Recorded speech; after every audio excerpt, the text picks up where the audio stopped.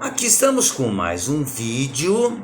Esse tem por título Por que sofremos? O sofrimento acompanha o homem desde a sua origem, em um passado muito distante. No início, quando a luta pela sobrevivência era a única preocupação humana, destacavam-se os padecimentos físicos de todas as ordens. Na medida em que a mente foi se desenvolvendo, surgiram também as aflições do ser, pautados pelos problemas existenciais, as angústias morais, resultantes do nosso livre-arbítrio. Ou seja, ter liberdade de ação, como Deus nos dá, causa em nós dores, sofrimentos, porque nem sempre nos preocupamos com as consequências do uso da nossa liberdade. Certamente alguém já se perguntou: por que sofro tanto? Outras pessoas vão mais além e questionam: por que Deus, sendo soberanamente justo e bom, permite que nós, os seus filhos, soframos? Nós reclamamos muito. Sempre estamos reclamando, infelizmente. Em verdade, ninguém tem o destino do sofrimento. Nós somos criados, ou fomos criados, simples e ignorantes. Ou seja, simples e sem conhecimento, para que possamos evoluir através do nosso próprio esforço. A dificuldade é um reflexo da nossa conduta moral, do caráter, mas sobretudo de nossas ações. E existe a aplicação da lei de causa e efeito. Então as nossas ações, amigos e amigas, são as responsáveis pela vida que temos. Temos que pensar sobre isso, ao invés de ficar querendo achar um culpado. As nossas ações são as responsáveis pela vida que temos. Allan Kardec, o codificador do Espiritismo, no Evangelho segundo o Espiritismo, explica que a origem da dor parte de duas fontes distintas: as que são geradas na vida presente e as que têm a sua origem em existências anteriores. Sim, isso mesmo. Nós somos espíritos imortais, já vivemos muitas reencarnações e, em razão de nossas imperfeições, acumulamos muitas dívidas que vamos paulatinamente gerindo condições para pagá-las.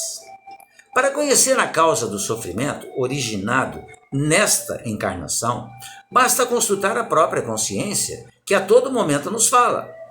Nós somos seres inteligentes. Nós sabemos muito bem quais os passos que devemos e quais os passos que não devemos dar. Mas nem sempre a gente dá muita importância para isso. Existe uma frase que, lamentavelmente, é muito falada, mas as pessoas, às vezes, diante de certas situações, costumam dizer assim: isso não vai dar nada, não. É um grande engano, porque vai dar sim. Porque tudo que fazemos fica arquivado em nós. Nós temos um arquivo. E que as nossas ações arquivadas, elas vão também de forma paulatina, né? Nos voltando, nos cobrando. E nós temos que fazer esse pagamento. Na maioria das vezes, nossos tormentos são reflexos de nossas decisões ou omissões, das atitudes egoístas, do orgulho, da vaidade, que ainda domina o nosso íntimo. Os espíritos costumam nos dizer que as duas grandes doenças que nós temos são o orgulho e o egoísmo. Duas palavras que são faladas comumente pelas pessoas, mas que nem sempre a gente para refletir o significado delas. As doenças físicas, por exemplo, que sempre nos proporcionam momentos difíceis, são ocasionados pelos excessos e a falta de cuidado para com o nosso corpo, nessa encarnação ou nas reencarnações anteriores que já tivemos.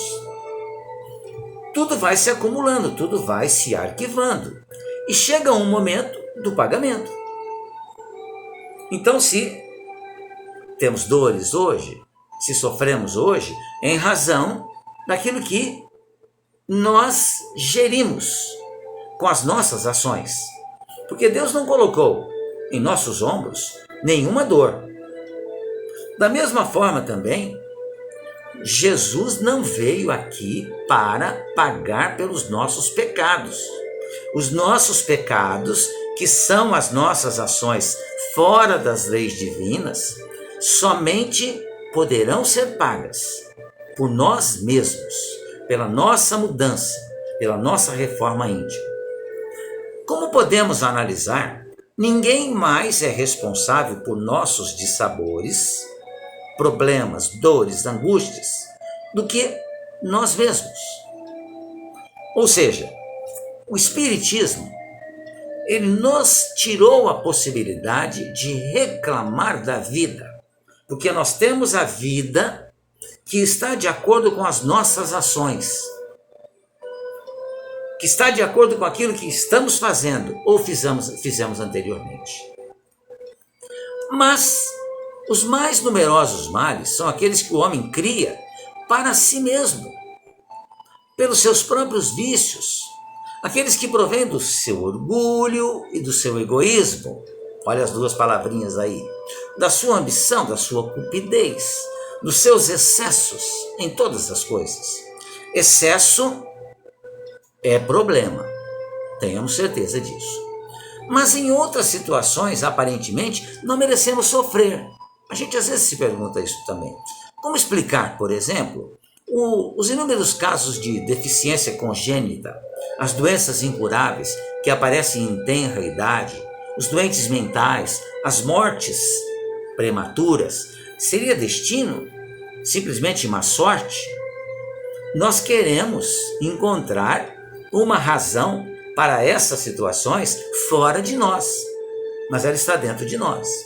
Nesse caso, a providência ou a procedência do martírio está atribuída a existências anteriores, passadas. E tão somente através da reencarnação encontraremos respostas plausíveis, racionais, inteligentes para tais circunstâncias. Porque se não fosse a reencarnação, se não nos acreditássemos espíritos imortais, nós estaríamos dizendo que Deus é injusto, porque me criou com perfeição e inteligência e o outro imperfeito e sem inteligência. Qual seria a lógica disso? E Deus é bom, Deus é perfeito, como Jesus nos ensinou.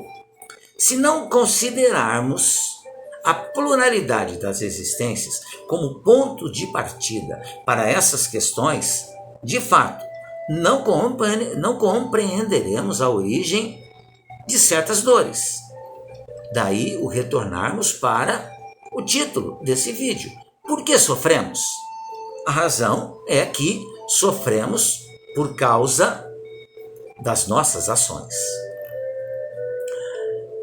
Continuando. Se não considerarmos a pluralidade das existências, então, se não levarmos em conta que o espírito é uma individualidade passível de erros e com a possibilidade de retornar à vida física, diversas vezes nós entenderemos por que um bebê pode nascer com deficiência mental ou uma criança pode sofrer sem ter tido tempo de gerar seu próprio sofrimento na presente reencarnação. Não existe na lei de Deus castigos. Deus é sempre bom, mas ele é justo. E existe a lei de causa e efeito.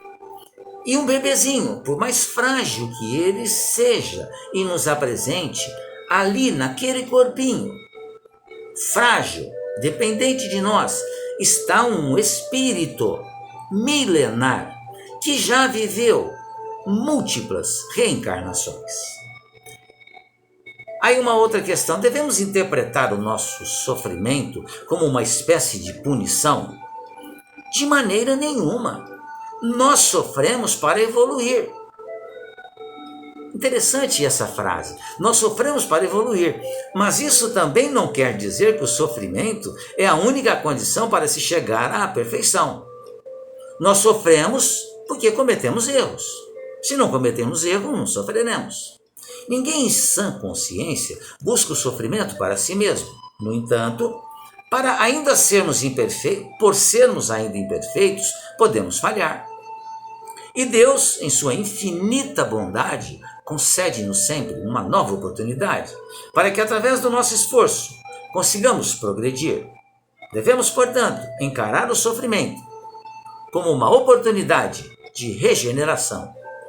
A dor corrige, a dor educa, a dor aperfeiçoa, exalta, a dor redime, a dor glorifica o sofrimento humano a cada vibração que lhe extrai através do sofrimento. Como agir diante do sofrimento?